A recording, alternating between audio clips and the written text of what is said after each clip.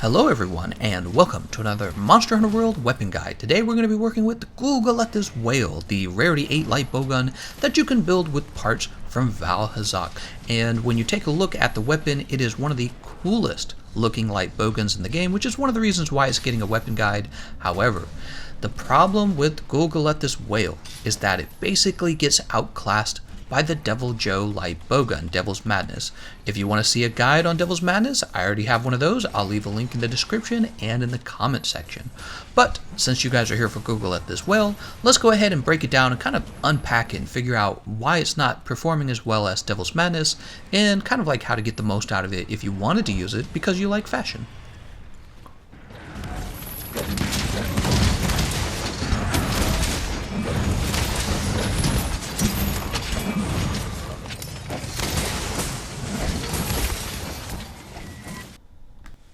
Okay, so when we jump into Gulgoleth's base stats, we can see that it has an attack value of 260.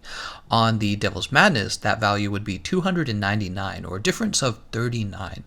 Now the base stats on the Devil's Madness is also that it starts with negative 25% affinity, and Gulgoleth's Wail, you know, the affinity value is at 0%, no negative affinity, right?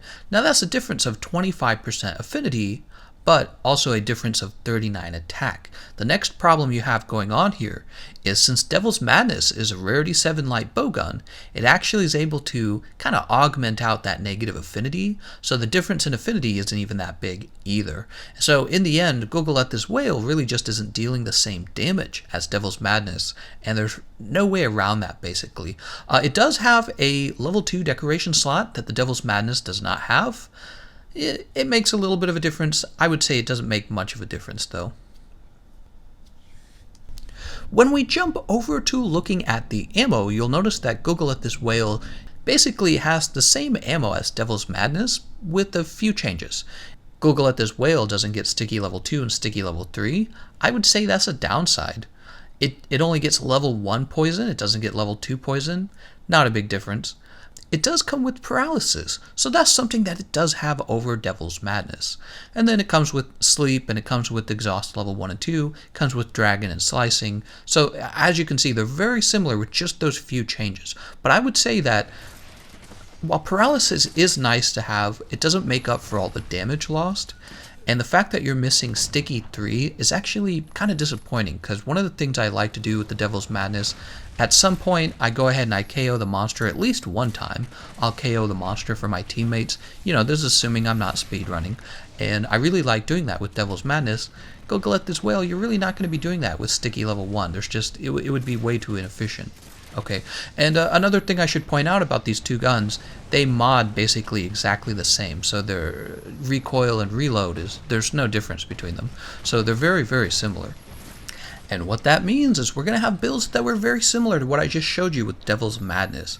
We're going to go primarily with a spread build, which I think is what Gulgoleth's Wail as well as Devil's Madness does best, but we'll also take a little look at the piercing options, we'll take a look at some low level options, we'll take a look at some options where maybe you don't have many decorations to work with. What else? Slice. I even put together a dragon damage option this time just for fun. Maybe in the future Capcom will buff the dragon ammo so that you can actually use it as a primary ammo type. But even right now, there aren't that many monsters who are really weak to dragon. Maybe like Devil Joe. Let me think. Devil Joe, Vaal Hazak. I know at least those two, but Rathalos, Azure Rathalos. Yeah, there aren't that many monsters who are weak to dragon in Monster Hunter World. But maybe they'll change that, and maybe they will give the dragon ammo a buff, because it needs it if you ever want to use it as a primary ammo type. Alright, well let's go ahead and dive right into the builds. So the first one is of course the Cosplay Build. I get super recovery because I'm wearing 3 pieces of the Vaal Hazak set. I'm wearing the full Vaal Hazak beta set, and it's just okay. You can see I've got 7 levels of attack boost, 6 levels of crit eye, 3 levels peak performance, and 1 level of crit boost. And all that's kind of helping, but really I'm missing out on some key elements to strong bowgun builds. I'm missing out on crit boost 3, right? That's a big one. I'm missing out on free element ammo up. I'm missing out on spare shot. And I'm missing out on normal shots and spread shots. So my only option really, well, my best option here is to go with maybe the slice ammo, right? So it wasn't the strongest thing, and it's just for fun. But yeah, I thought I'd show you what I was running. The next build is my no decorations build. I've had a lot of positive feedback on this. I think a lot of players, especially new players, are interested in this. You can see I've got 4 levels of attack boost. That gives you 5% affinity, 3 levels of ammo up. That's going to give you an extra shot for your level 3 spread ammo. Then I've got 2 levels of agitator and 2 levels of maximum might. Maximum might, of course, works very well with all of the bowguns because bowguns don't use stamina. And then I've got spread power shots coming from the Lavaseath Greaves. So this is a pretty decent setup. You also notice I have haste and recovery, so I got a little bit of health recovery going as well. This is a basic spread ammo setup. You'll notice for the mods I have 2 recoil suppressors and 1 close range up, just like the Devil's Madness Lightbowgun. And yeah, you just go in with your sticky 3. You can use your 3 ailments: poison, paralysis, and sleep. Don't forget to use your Wyvern Blast, of course, and shoot the monster in the face. That's it. You have some leftover decoration slots here. If I was a guy with a lot of good decorations, I would definitely put 3 levels of crit boost right into this build, right? Or another level of maximum might, or 3 levels of tenderizer, something of that nature. Okay, and this build assumes you have all the decorations, right? There's no limits here. This is my, I guess I call it my tier 3 build. You'll notice I've gone for Xeno'jiiva Divinity now. This is going to effectively increase the size of my clips, right? Because Xeno'jiiva Divinity, it gives you about, I don't know, it's like a 20-25% chance not to expend ammo, and so when it triggers, you have a larger clip. That's going to increase your output. That's going to increase your DPS by quite a bit, actually. And you'll notice I've gone with the Expert Jewels because I want to get my affinity up as much as I can here, because I've gone ahead and I've taken critical boost all the way up to 3. When you do that, it's really important that you actually have affinity to justify doing that, or else you're being inefficient, because instead of going crit boost, you could have gone like maximum might. And one of the things I forgot to mention at the beginning is that augmentation slot that you guys have for this Gulgoleth, this Wail, you definitely need to spend that augmentation on affinity. Okay, so be sure to do that. And once again, for the custom mods, don't forget 2 levels of recoil suppressor, 1 level of close range up, and that's going to be for a spread build. This next build is my piercing ammo level 3 build. You'll notice there is an empty level 3 decoration slot. Put your piercing decoration right into that slot. And one of the things I'd like for you guys to kind of give me some feedback on is, do you think that weakness exploit belongs on a pierce ammo build? Or should it be 3 levels of maximum might? Now, I've recently been in this discussion. People say while the bullet is traveling through the monster, it'll move out of weak spot hit zones, and in that case, it's better to have static affinity rather than weak spot affinity, which weakness exploit it triggers when you're hitting weak spots, right? But I don't know how I feel about that. I don't know if that's necessarily true. I know the main monsters you're probably going to be using this against will be Basilgeuse, Uragan, Diablos, and Black Diablos.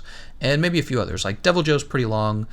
I don't really like shooting Devil Joe with pierce ammo, to be honest. And then there's like Lavaseath, he's kind of long, but I'd rather use explosive or maybe water ammo against Lavaseath. So there's a very limited number of monsters where pierce ammo is actually pretty decent.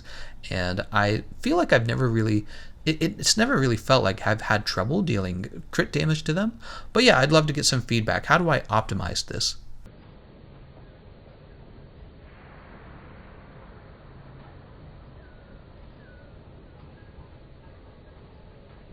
After that, we have the slice ammo build. You'll see, just like all the other builds, I focused on maxing my affinity and getting crit boost level 3 onto the build. I even have 1 level of maximum might, which maximum might is such a cool skill because it doesn't matter if you take 1, 2, or 3 levels, you always get a flat increase in affinity, right? It's not like some of those skills where you got to take it to level 3 to get the big, bang at the end, right? It's not like that.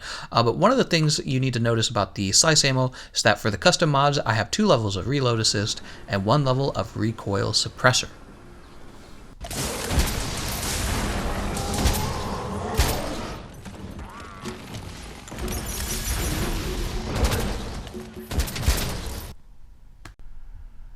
And finally, as I mentioned earlier, I do have a dragon ammo build here. Obviously with your item loadout, you're going to need to bring the 10 dragon berries, and you're going to need to be able to craft them and maybe farcast back for more if you really want to stick to the dragon ammo. One of the things you can do actually is you can kind of supplement the dragon ammo with slice ammo here, because slice ammo doesn't rely on something like normal shots or spread shots or piercing shot decoration. So I mean, basically, the crit eye, weakness exploit, and a little bit of crit boost are going to be okay for slice ammo. It's just going to be a little less efficient than the actual slice build. build, it's going to be pretty similar actually, right? And yeah, I do want to point out that I have the spare shot skill from Zenergy of a Divinity. That's really important for increasing your dragon ammo reserves, obviously. And then of course I have the Rathalos Mastery critical element skill. That's going to allow me to do more damage per shot with the dragon ammo, which is really important, right? One thing you'll notice I don't have on the build is the free element ammo up skill. Don't need it because we have extremely limited ammo. It's not really that important. Okay, and that wraps up talking about the builds. For using this weapon in combat, you might use well, when it came to like the Devil's Madness, the affinity booster was really useful because, you have negative affinity and you want to get the affinity booster and pair that with 3 ranks of crit boost. Well, with this weapon, you don't need that as much, in my opinion. So instead of affinity booster, I would probably bring like the evasion mantle and rocksteady mantle, or evasion mantle and the temporal mantle, depending on whichever one you have, right? And that's about it. Remember, as I said about the augmentation, you want to go with an affinity augmentation. Just play it like a normal Lightbowgun. If you're going to play spread ammo, you're going to have to get close to the monster and shoot them in the head. Oh, right, you can bring the impact mantle for that. So maybe the evasion mantle and the impact mantle if you're playing real aggressive and you're real skilled. If you want to play more casual, maybe the rocksteady and the temporal mantle, right? And then for the Pierce, just play it like Pierce. Just try to angle yourself down the length of their body. Dragon ammo, I actually do like to use the dragon ammo to knock certain monsters out. Like Teostra, for example. I'll use up all my dragon ammo and I'll kind of apply that Elder Seal. I'll cause them to flinch is what I'll do. And I do like to do that. And that's about it. Be sure that you're sharing with your teammates the sleep ammo and the paralysis ammo. You can use your radial menu to let your teammates know when you're applying each of those, right? So that helps them know to get ready for it. And that's about it. That's everything you can do. For the tier rating for this weapon, we're going to go ahead and give it an A tier rating. By most means, it's an easy to use, nice light bowgun, but it's definitely not an S tier bowgun, and it's not even better than the Devil's Madness in my opinion. So yeah, A tier it is. Alright, I want to thank you all for watching, and I'll see you guys next time.